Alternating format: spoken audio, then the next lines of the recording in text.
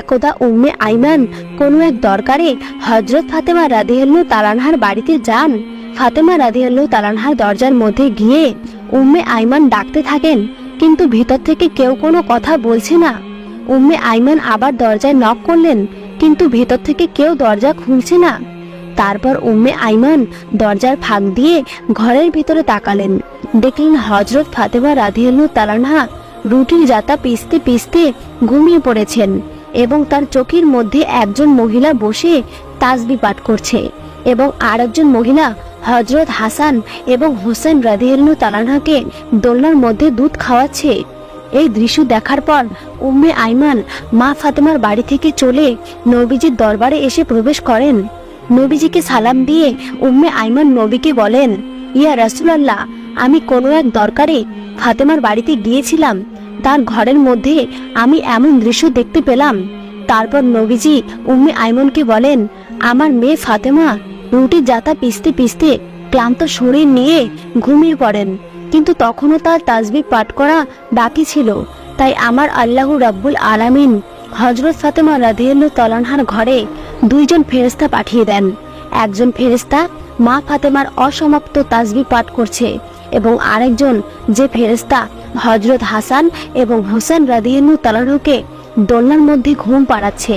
তুমি যে দুজন মহিলাকে দেখেছো তারা কোনো মহিলা নন, তারা আল্লাহ রাব্বুল আলামিনের পাঠানো ফেরেশতা। তখন উম্মে আইমান এই কথাগুলো শুনে আল্লাহু আকবার বলে নবীজির দরবার থেকে বের হয়ে পড়েন। তার কিছুদিন পর বিশ্বনবী হযরত ফাতেমা রাদিয়াল্লাহু তাআলা আনহার বাড়িতে গেলেন ফাতেমাকে দেখার জন্য। নবী যখন ফাতেমার ঘরের মধ্যে প্রবেশ করলেন তখন ফাতেমার মুখটা অনেক মলিন দেখাচ্ছিল। আমার নবী ফাতেমাকে জিজ্ঞেস করলেন, মা তুমি অসুস্থ, তোমার মুখটা তো মলিন দেখাচ্ছে কেন? তখন মা ফাতেমা বলেন, আব্বাজান, আমি অসুস্থ নই, কিন্তু আজকে দুদিন যাবতক আমার ঘরে কোনো চুলায় আগুন জ্বলে না। আজকে দুদিন যাবতক আমার হাসান এবং হোসেন না খেয়ে ক্ষুধার যন্ত্রণায় তারা দুই ভাই গলাগলি করে কান্না করছে। এবার আমার নবী ফাতেমাকে বলেন, মা দুঃখ করো না, ধৈর্য ধরো, নিশ্চয়ই আল্লাহ রাব্বুল আলামিন আমাদের সাথে আছেন। এই বলে বিশ্বনবী মা ফাতেমার ঘর থেকে বের হয়ে পড়লেন। পরের দিন এক সত্যদাগর হযরত আলী রাদিয়াল্লাহু তাআলা আনহুকে একটি কাজের জন্য ডাকেন। কাজটি ছিল এমন যে ওই সত্যদাগরের উটের পিঠ থেকে তার মালগুলো বাড়িতে নিয়ে পৌঁছে দেবেন। হযরত আলী রাদিয়াল্লাহু তাআলা আনহু এই কাজের বিনিময়ে কিছু দিরহাম পেলেন। ওই দিরহামগুলো নিয়ে তিনি দোকানে চলে গেলেন। তারপর দোকান থেকে কিছু আটা নিয়ে মা ফাতেমাকে দিলেন। তারপর ক্লান্ত শরীর নিয়ে হযরত আলী রাদিয়াল্লাহু তাআলা আনহু ঘুমিয়ে পড়লেন। মা ফাতেমা আটাগুলো জাতার মধ্যে পিষে ওগুলো দিয়ে রুটি তৈরি করেন। তারপর হযরত আলীকে ঘুম থেকে ডেকে তারপর ওই রুটি সকলে মিলে খান। সকলের খাবার শেষ হবার পর মা ফাতেমা কিছু রুটি আমার নবীজির জন্য নিয়ে আসেন। মা ফাতেমা নবীজিকে রুটিগুলো দিয়ে বলেন, আব্বাজান, আপনি এই রুটিগুলো খান। আব্বা গো, আজকে দুদিন পর আমাদের ভাগ্যে কিছু রুটি জুটেছে। আমার নবীজি 3 দিন উপবাস থাকার পর রুটিগুলো খেলেন। তারপর মা ফাতেমাকে বললেন, মা, আজকে 3 দিন পর আমি তোমার দেওয়া এই রুটি খেলাম। একদিন হযরত আলী রাদিয়াল্লাহু তাআলা আনহু ফাতেমাকে ডেকে বলেন, ও ফাতেমা, শুনেছি নবীজির কাছে কিছু বন্দি এসেছে। তুমি তো সারাদিন অনেক কষ্ট করো, জাতাতে রুটি পিষতে পিষতে হাতে কর ফেলে দিয়েছো। তোমার আব্বাজানকে বলো না আমাদের জন্য একটা দাসীর ব্যবস্থা করে দিতে। তখন ফাতেমা হযরত আলীর কথা মতো নবীজির দরবারে যাওয়ার জন্য রওনা হলেন। কিন্তু মা ফাতেমা এতটাই লাজুক ছিলেন যে তিনি বিশ্বনবীর কাছে এই কথাটা বলতে পারলেন না। তাই দরবারের মধ্যে না ঢুকে বাইরে থেকে আবার হযরত ফাতেমা বাড়িতে চলে আসেন। তখন হযরত আলী রাদিয়াল্লাহু তাআলা আনহু ফাতেমাকে দেখেই বুঝতে পেরেছেন যে ফাতেমা তার লজ্জার কারণে বিশ্বনবীর কাছে এই কথা বলতে পারেনি।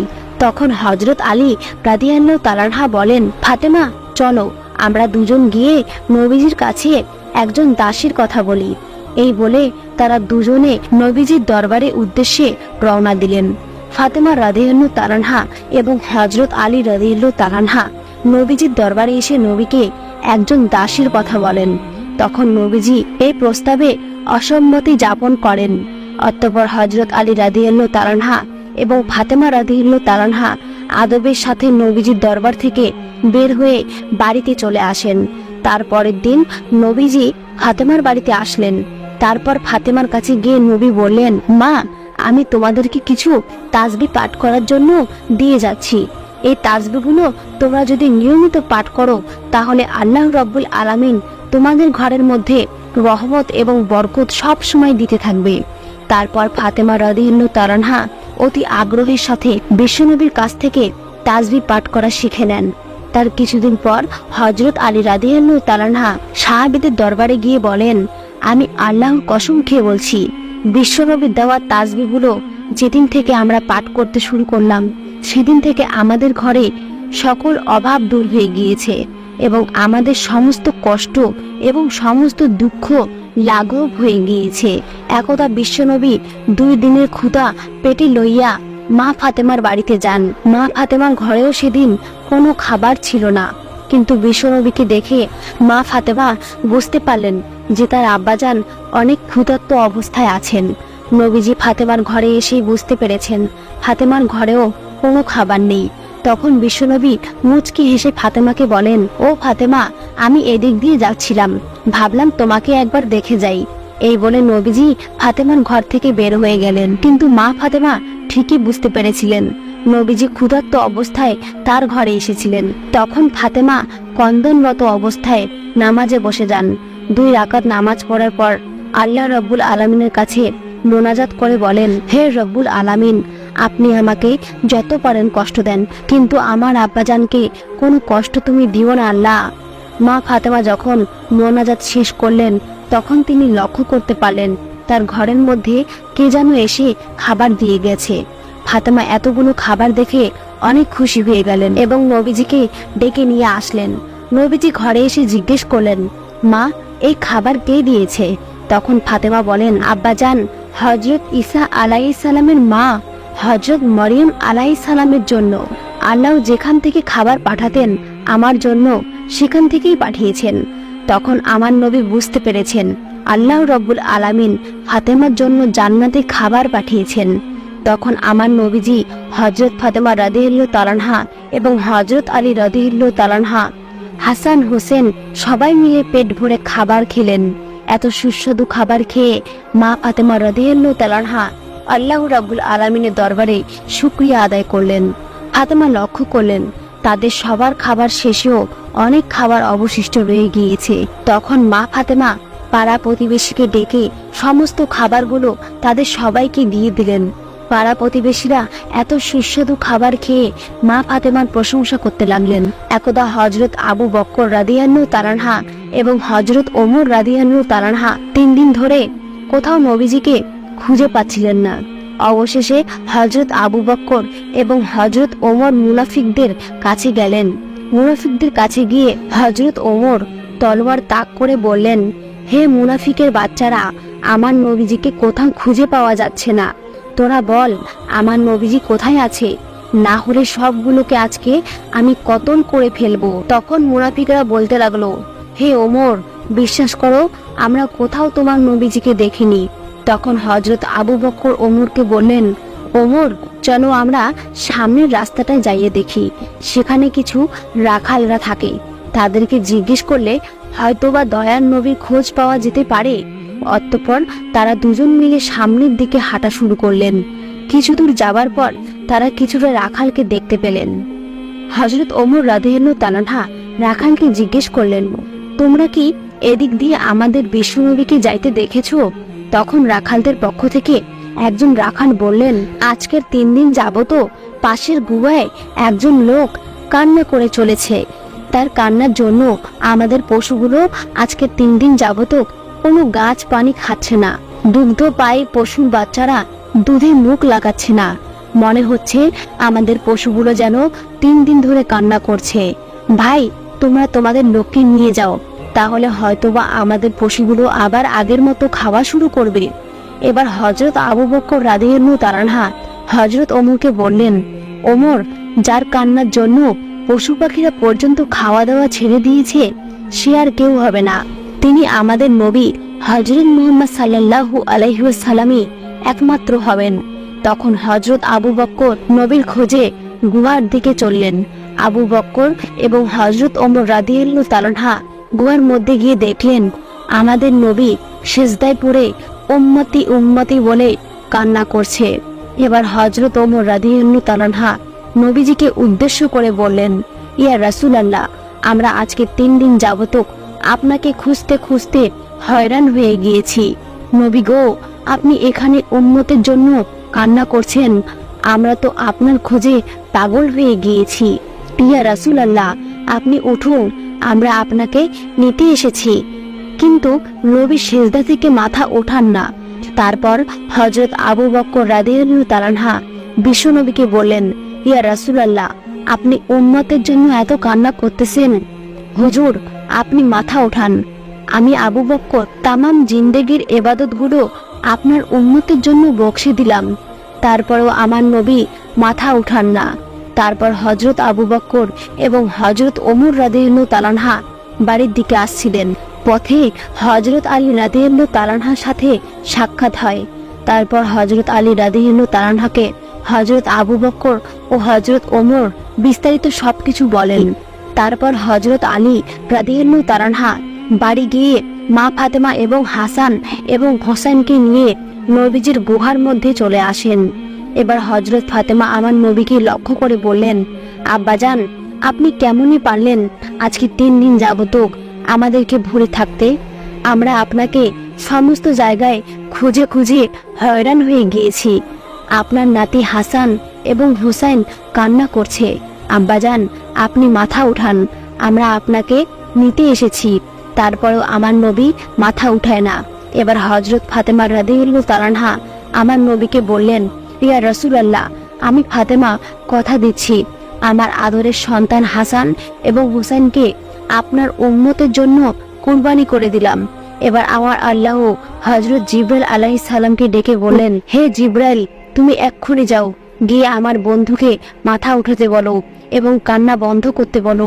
জিবরাইল, আমার বন্ধুকে জানিয়ে দাও, আমি আল্লাহ কথা দিচ্ছি আমার বন্ধুকে না জিজ্ঞেস করে বন্ধুর একটা উম্মতকেও আমি জাহান্নামে দেব না।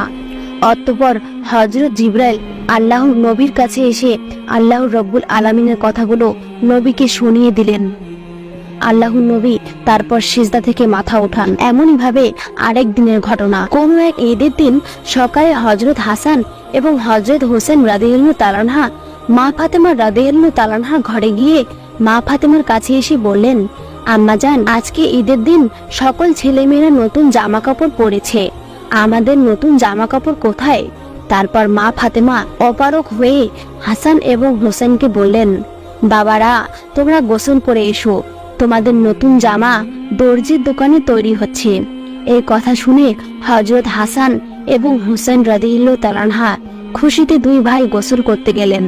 এবার মা ফাতেমা নামাজে দাঁড়িয়ে গেলেন। 2 রাকাত নামাজ পড়ে আল্লাহ রাব্বুল আলামিনের কাছে মোনাজাত তুললেন, হে পরদিগর মাওলা মাবুদ, আমি আমার সন্তানদেরকে সান্ত্বনা দিয়ে বলেছি যে তারা গোসল করে আসলে তাদের নতুন জামা দেব, কিন্তু আমার তো নতুন জামা দেবার কোনো সামর্থ্য নেই।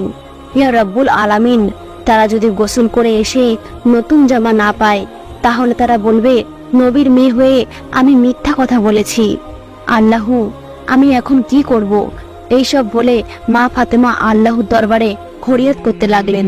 মা ফাতেমার মোনাজাত যখন শেষ করলেন তার কিছুক্ষণ পরেই দেখতে পাচ্ছেন হযরত হাসান এবং হোসেন রাদিয়াল্লাহু তাআলা আনহা 2টা প্যাকেট হাতে নিয়ে ঘরের মধ্যে ঢুকলেন।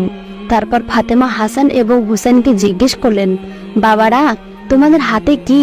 তারপর হাসান এবং হোসেন জবাব দিলেন, আম্মাজান, বাইরের দর্জি আমাদেরকে 2টা জামার প্যাকেট দিয়ে গিয়েছে।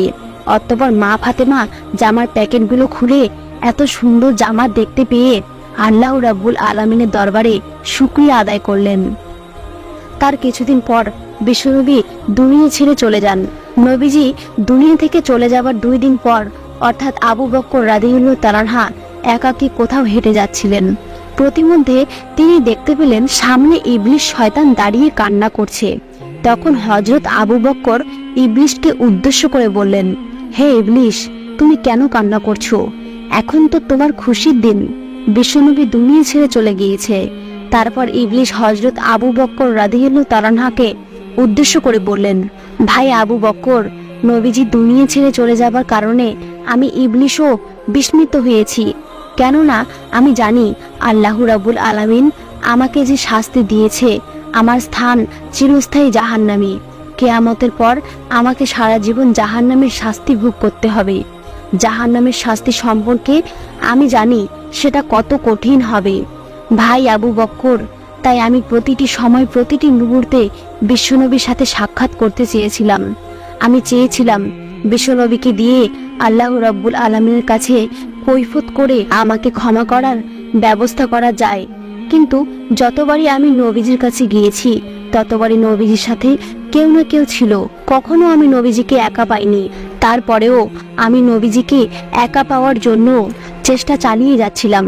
কিন্তু এখন তো বিশ্বনবী দুনিয়া ছেড়ে চলে গিয়েছে, আমার ক্ষমার রাস্তাও চিরতরে বন্ধ হয়ে গিয়েছে। এই ভেবে আমি কান্না করছিলাম। অতঃপর হযরত আবু বকর রাদিয়াল্লাহু তাআলা আনহু ইবলিশের মুখে এইসব কথা শোনার পর আস্তে আস্তে সামনের দিকে হেঁটে চলে গেলেন। বিশ্বনবী দুনিয়া ছেড়ে চলে যাওয়ার 6 মাস পর তথা হযরত আলী রাদিয়াল্লাহু তাআলা আনহু মসজিদ থেকে ফরজের নামাজ কায়েম করে ঘরে এসে দেখলেন মা ফাতেমা ঘরে কাঁদছে। তখন হযরত আলী রাদিয়াল্লাহু তাআলা আনহু মা ফাতেমাকে বললেন, ও ফাতেমা, তোমার শরীর কি খারাপ লাগছে? তখন ফাতেমা বললেন, আলী, আজকে আমার শরীরটা বেশি খারাপ লাগছে। হে আলী, আজকে আমি এমন একটি স্বপ্ন দেখেছি যে স্বপ্ন দেখার পর আমার আর কিছুই ভালো লাগছে না। অতঃপর হযরত আলী রাদিয়াল্লাহু তাআলা আনহু ফাতেমার কাছে স্বপ্নের ব্যাপারে জানতে চাইলে তখন ফাতেমা বললেন, আমি আজকে রাতে স্বপ্নে দেখলাম আমার আব্বাজান আমার ঘরে এসে আমাকে খুঁজছেন। আমি যখন আমার আব্বাজানের কাছে গিয়ে দাঁড়ালাম তখন আমার আব্বাজান আমাকে বলছেন, মা, আমি তো তোমাকেই খুঁজতেছি। শোনো মা, আজকে তুমি রোজা রাখবে এবং সেহরি করবে অলির দস্তরখানায়, আর ইফতারি করবে আমার দস্তরখানায়। হযরত আলী রাদিয়াল্লাহু তাআলা আনহু জ্ঞানী মানুষ। এই কথা শোনার পর তার আর কোনো কিছুই বোঝার বাকি রইল না। হযরত আলী বুঝতে পারলেন মা ফাতেমা রাদিয়াল্লাহু তাআলা আনহা আজকে হয়তো দুনিয়া ছেড়ে চলে যাবেন। তারপর হযরত আলী ফাতেমার পাশে বসে কান্না করতে লাগলেন। কিছুক্ষণ পর হযরত হাসান এবং হোসেন ঘরের মধ্যে এসে দেখলেন তার বাবা মা কান্না করছে। তখন হাসান এবং হোসেন মা ফাতেমাকে বললেন, আম্মাজান, আপনারা কেন কান্না করছেন? কথিত আছে যখন কোনো সময় হযরত হাসান এবং হোসেন রাদিয়াল্লাহু তাআলা আনহু মা ফাতেমাকে এটা সেটা জিজ্ঞেস করে বিরক্ত করত, তখন মা ফাতেমা হাসান এবং হোসেনকে বলতেন, তোমাদের নানাজির রওজা থেকে ঘুরে এসো। আজকেও ফাতেমা হাসান ও হোসেনকে বললেন, বাবারা, তোমাদের নানাজির রওজা থেকে ঘুরে এসো। মায়ের মুখে এমন কথা শুনে হযরত হাসান এবং হোসেন রাদিয়াল্লাহু তাআলা আনহু আমার নবীজির রওজার কাছে চলে যান। হাসান এবং হোসেনকে দেখতে পেয়ে আমার নবীজি বলেন, হাসান ও হোসেন, তোমরা আজকে কেন এখানে এসেছো? তোমরা যখন খুশি তখনই আসতে পারবা। আজকে তোমরা সারাদিন তোমাদের মায়ের মুখের দিকে তাকিয়ে থাকবা। আজকে তোমার মা দুনিয়া ছেড়ে চলে যাবে। নবীজির মুখে এই কথা শুনে হযরত হাসান এবং হোসেন রাদিয়াল্লাহু তাআলা আনহু আবার ঘরের মধ্যে চলে আসলেন। এসে মা ফাতেমাকে এবং হযরত আলী রাদিয়াল্লাহু তাআলা আনহুকে উদ্দেশ্য করে তারা বলতে লাগলেন, আপনারা কেন কান্না করছেন আমরা বুঝতে পেরেছি। আমাদের নানাজি বলেছে আম্মাজান আজকে দুনিয়া ছেড়ে চলে যাবে। হাসান এবং হোসেনের মুখে এমন কথা শুনে হযরত ফাতেমা রাদিয়াল্লাহু তাআলা আনহা এবং হযরত আলী রাদিয়াল্লাহু তাআলা আনহা আরো বেশি কান্না করতে লাগলেন। সেদিন বিকেলবেলা মা ফাতেমার শরীর আরো খারাপ হয়ে যায়। তারপর মা ফাতেমা হযরত আলীকে কাছে ডেকে বলেন, তোমাকে আমি 3টি কথা বলে যেতে চাই, তুমি কথা দাও আমার 3টি কথা রাখবে। অতঃপর হযরত আলী রাদিয়াল্লাহু তাআলা আনহু মা ফাতেমাকে ওয়াদা করলেন এবং ফাতেমা হযরত আলীকে বললেন, আলী, আমার প্রথম কথা হলো আমি তোমার সাথে এতদিন সংসার করেছি, আমার অনেক জানা না জানা অনেক অন্যায় ভুল ত্রুটি হয়তো হয়েছে, তুমি আমাকে ক্ষমা করে দিবা। তারপর হযরত আলী বলেন, ফাতেমা, এসব তুমি কি বলছো? তোমার মতো স্ত্রী দুনিয়ায় কার ভাগ্যে আর জুটবে? ও ফাতেমা, তোমার বাবা বিশ্ব নবী দয়া করে মায়া করে তোমাকে আমার হাতে তুলে দিয়েছিল। আমি তোমাকে ঠিকমতো পড়াতে পারিনি, খাওয়াতে পারিনি। আমি যদি তোমার কাছে কোনো অন্যায় করে থাকি আমাকেও তুমি মাফ করে দিবা। তখন ফাতেমা বললেন, আলী, এই কথা বলে আমাকে তুমি পাপী করো না। তারপর হযরত ফাতেমা বলেন, আলী, আমার দ্বিতীয় কথা হলো, আমি দুনিয়া থেকে চলে যাবার পর তুমি আরেকটা বিয়ে করে নিবা। আমি তোমাকে অনুমতি দিয়ে গেলাম। আর সপ্তাহে একদিন আমার হাসান এবং হুসেনকে তুমি বুকে নিয়ে ঘুমাবা। তারপর মা ফাতেমার 3 নম্বর কথা হিসাবে হযরত আলীকে বললেন, আলী, আমার 3 নম্বর কথা হলো, আমি দুনিয়া থেকে চলে যাওয়ার পর আমাকে রাতের বেলা দাফন করবে, যাতে করে কোনো মানুষ আমার লাশ দেখতে না পারে। কেউ যদি আমার লাশ দেখে ফেলে তাহলে তারা বুঝে ফেলবে যে নবীর মেয়ে এতটুকু লম্বা ছিল, এতটুকু মোটা ছিল। আমি চাই না কেউ আমার লাশ দেখে এটা বুঝতে পারুক। অতঃপর কিছুক্ষণ পর মা ফাতেমা দুনিয়া থেকে বিদায় হয়ে গেলেন। হযরত আলী কাঁদছে, হাসান হুসেন কাঁদছে। কিছুক্ষণ পর হযরত আলী চিন্তা করতে লাগলেন, খাটের চারপায়ে 4 জন লোক, হাসান হুসেন এবং হযরত আলীকে নিয়ে তারা 3 জন, আর একজন লোক কোথায় পাবে? অতঃপর কিছুক্ষণ পর নবীর সাহাবী আবু যর গিফারি হযরত আলীর ঘরে প্রবেশ করলেন। তারপর আবু যর গিফারি খাটের অন্য একটি পায়ে ধরে তারা দুজন মিলে মা ফাতেমাকে কবরের দেশে নিয়ে আসলেন। কবরে আসার পর হযরত আলী নবীর সাহাবী আবু যর গিফারিকে লক্ষ্য করে বললেন, ও আবু যর, তুমি কি করে জানলে আজকে ফাতেমা দুনিয়া থেকে বিদায় হয়ে গিয়েছে? তারপর আবু যর গিফারি আলীকে উত্তর দিলেন, আলী, আমি স্বপ্নে দেখতে পেলাম বিশ্বনবী আমার কাছে এসে বলছেন, আবু যর, আমার মেয়ে ফাতেমা আজকে দুনিয়া ছেড়ে চলে গিয়েছে। তার খাটের পায়া ধরার জন্য একজন লোক দরকার। তুমি যাও, আমার মেয়েকে দাফন কাফন করে দিয়ে এসো। অতঃপর তারা সবাই মিলে মা ফাতেমার লাশ কবরের মধ্যে নামালেন। এরপর কবরকে উদ্দেশ্য করে আবু যর গিফারি বলতে লাগলেন, হে কবর, তুমি কি জানো তোমার মধ্যে আজকে কাকে রেখে যাচ্ছি? আজকে তোমার মধ্যে রেখে যাচ্ছি বেহেশতের মহিলাদের সর্দারিনী মা ফাতেমা রাদিয়াল্লাহু তাআলা আনহাকে। সাবধান কবর, তুমি কিন্তু তার সাথে ভালো ব্যবহার করবে। কবর থেকে কোনো আওয়াজ আসে না।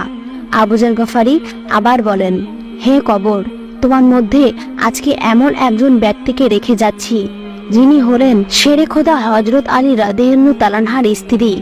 কবর থেকে কোনো আওয়াজ আসে না। তারপর আবু যর গিফারি আবার কবরকে বললেন, কবর, তোমার মধ্যে এমন একজন ব্যক্তিকে রেখে যাচ্ছি যারা বেহেশতের যুবকদের সর্দার হযরত হাসান এবং হুসেন রাদিয়াল্লাহু তাআলা আনহার মাকে রেখে যাচ্ছি। সাবধান কবর, তুমি কিন্তু খারাপ ব্যবহার করিও না। তারপরেও কবর থেকে কোনো আওয়াজ আসে না।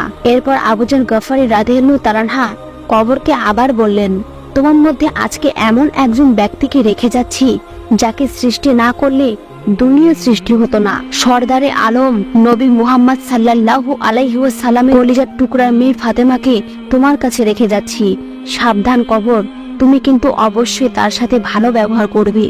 এবার আমার আল্লাহ রাব্বুল আলামিন কবরের জবান খুলে দিলেন। কবর হযরত আবু যর গিফারি রাদিয়াল্লাহু তাআলা আনহাকে উদ্দেশ্য করে বলতে লাগলেন, হে আবু যর, আমি হলাম কবর। এখানে কোনো বংশ পরিচয় দেখি না। কে কোথা থেকে এসেছে সেটা দেখার সময় আমার নেই।